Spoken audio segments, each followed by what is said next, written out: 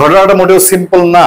আমরা দুদিন ধরেই দেখছি এবং 24 ঘন্টায় এটার দিকে খেয়াল রাখছিলাম। দেখেন কত ক্লান্ত হব, যে যায় লঙ্কায় সে রাবণ। আমি ভিডিওটা দেখছি আর ভাবছি এটা কি ছাত্র দল, এটা কি ছাত্রলীগ, আওয়ামী লীগ ক্ষমতায়, বিএনপি ক্ষমতায়। আমরা যেগুলো দেখতে দেখতে দেখতে দেখতে মাথার চুল পাকিয়েছি। এই দৃশ্যের সাথে পার্থক্য কোথায়? কালকে যেভাবে ধরবে আজকে সেভাবেই ধরবে। এখান থেকে ওনাকে গ্রেফতার না করা পর্যন্ত আমরা যাচ্ছি না।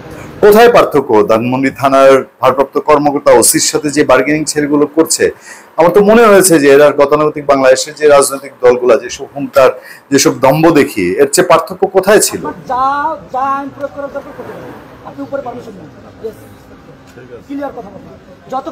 ঘটনা একেবারেই ঘটনা এরকম যে এই লোকগুলা হঠাৎ করেই থানায় গেছে। তাদের অভিযোগ যে এক লোক নাকি ফ্যাসিবাদের দালাল, তারে ধরতে হবে। ওসি সাহেবের সাথে ডিসি সাহেবের সাথে নাকি যোগাযোগ করে গেছে। আর ওসি সাহেব বলছে তার বিরুদ্ধে মামলা নেই। মোস্তাক সাহেব নামে একজন প্রকাশক তার বাসায় গিয়ে ঢোকার চেষ্টা করছে, সবাই আটকে দিচ্ছে, বাধা দিচ্ছে। তারপর ওখানে পুলিশ গেছে। পুলিশ গেলে পরে এবার ওসিরে বলতেছে অ্যারেস্ট করেন, গ্রেফতার করেন, গ্রেফতার করতে হবে। আপনি গ্রেফতার করবেন না কেন? দায়ভার আপনাকে নিতে হবে। মানে এমন একটা সিচুয়েশন। আমি ভাবছিলাম এটা কি, একজন ভারপ্রাপ্ত কর্মকর্তাকে কে নির্দেশ দিচ্ছে?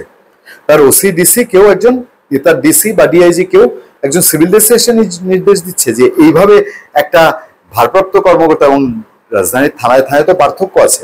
ভাটারা থানা, আশুলিয়া থানা বা এই আপনার কি বলে আপনার এই যে ধানমন্ডি থানা, দুইটার মধ্যে আকাশ পাতাল পার্থক্য আছে। সেই থানার ওসি সাহেবকে এইভাবে কথা বলছে, নিশ্চয়ই ঊর্ধ্বতন কোনো পুলিশ কর্মকর্তা না। পরে তো দেখি না সেই ঘটনা তা না, ঊর্ধ্বতন পুলিশ কর্মকর্তারা বরঞ্চ বলেছে যে মামলা না থাকলে কাউকে গ্রেফতার করা যাবে না। এরপরে ওসির সাথে এসব বাকবিতণ্ডা জড়ানোর জন্য প্রথম আলো একটা রিপোর্ট করেছে যে তাদেরকে ছেড়ে দেওয়া হয়েছে। এবং তারা কারা? বৈষম্যবিরোধী ছাত্র আন্দোলনের একজন সমন্বয়ক, আরেকজন হচ্ছে আহ্বায়ক বা সামথিং, ছেড়ে দিয়েছে। তাদেরকে জিম্মায় নেওয়া হয়েছে, পুলিশের জিম্মায় নেওয়া হয়েছে। পরের খবরটা আমি দেখলাম কালের কণ্ঠে আছে, হান্নান মাসুদের জিম্মায় ছেড়ে দেওয়া হলো বৈষম্যবিরোধী আন্দোলনের 3 নেতাকে। কি হয়েছে? প্রকাশনা সংস্থা হাক্কানি পাবলিশার্সের মালিক গোলাম মোস্তফার রাজধানীর ধানমন্ডির বাসায় ঢোকার চেষ্টার অভিযোগে পুলিশ হেফাজতে নেওয়া বৈষম্যবিরোধী ছাত্র আন্দোলনের 3 নেতাকে ছেড়ে দিয়েছে ধানমন্ডি থানা। মঙ্গলবার জাতীয় নাগরিক কমিটির সিনিয়র যুগ্ম মুখ্য সমন্বয়ক হান্নান মাসুদের জিম্মায় তাদের ছেড়ে দেওয়া হয়। বিষয়টি নিশ্চিত করেছেন ধানমন্ডি মডেল থানার ভারপ্রাপ্ত কর্মকর্তা কৈশৈন। তিনি বলেন তাদের একজন সিনিয়র সমন্বয়ক এসেছিলেন, তার জিম্মায় আটকদের ছেড়ে দেওয়া হয়েছে। তারা হলেন বৈষম্যবিরোধী আন্দোলনের মোহাম্মদপুর থানা আহ্বায়ক ও পটুয়াখালী পলিটেকনিক ইনস্টিটিউটের ছাত্র সাইফুল ইসলাম রাব্বি, সংগঠনটি ঢাকা মহানগরের যুগ্ম সদস্য সচিব ফারহান সরকার দিনা, মোহাম্মদপুর কেন্দ্রীয় কলেজের ছাত্র মোহাম্মদুল্লাহ জিসান। আচ্ছা, এর আগে বৈষম্যবিরোধী আন্দোলনের মোহাম্মদপুর থানা আহ্বায়ক পরিচয় দানকারী সাইফুল ইসলাম রাব্বি, দিনা এবং এই জিসানকে আটক করে পুলিশ। রাত থেকে তাদের থানা হেফাজতে রাখা হয়েছিল। তারপরও মঙ্গলবার সকাল থেকে থানায় জড়ো হন সংগঠনটির কিছু সদস্য। পরে দুপুরে থানায় ছুটে আসেন হান্নান মাসুদ।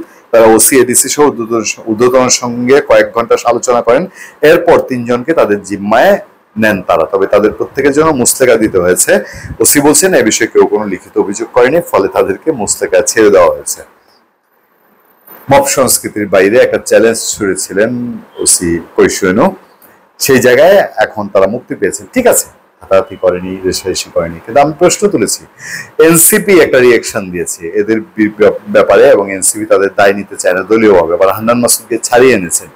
তারা অতীতে কি করেছেন, অতীতে তাদের সালতামানি টানলে কি দাঁড়াবে, আর ভবিষ্যতে এই ছুটে গিয়ে আর কিছু করবেন না এর নিশ্চয়তা কে দিবে? ধন্যবাদ সবাইকে।